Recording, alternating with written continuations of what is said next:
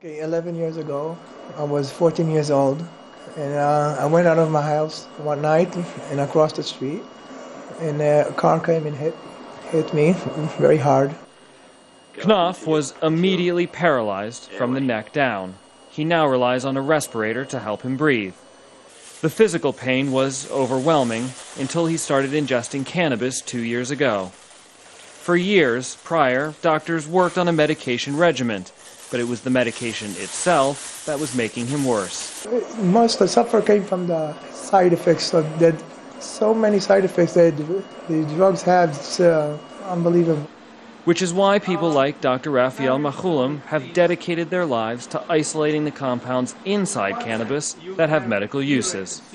THC is actually very valuable in quite a lot of diseases. For example, THC together with cannabidiol, it is used in rheumatoid arthritis and many other inflammatory diseases. So it can be used and it should be used. Machulam, more than 40 years ago, was the man who discovered THC, launching the medical community into a new direction. His lab to this day still works on separating compounds, providing more options to patients. Not everyone can smoke the drug.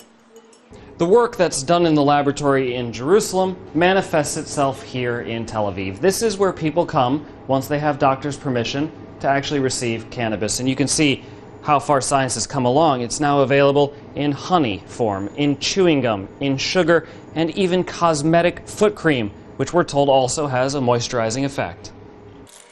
The work of scientists in Israel is able to satisfy Jewish religious practices.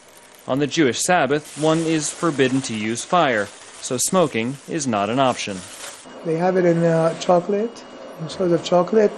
They have it in cupcakes. They have it in sugar. You can add it to tea. At night, at Friday night, I use the sugar. I take a cup of tea, put 2 teaspoons of sugar. I go to sleep 8 hours. Fine, I wake up good. For proponents of medical marijuana, and for those who teach patients how to use the drug, the argument is concentrated around physical health and treatment.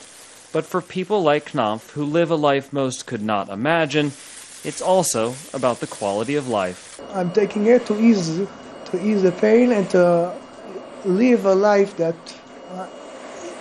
somehow is bearable to live. Cal Perry, Al Jazeera, Jerusalem.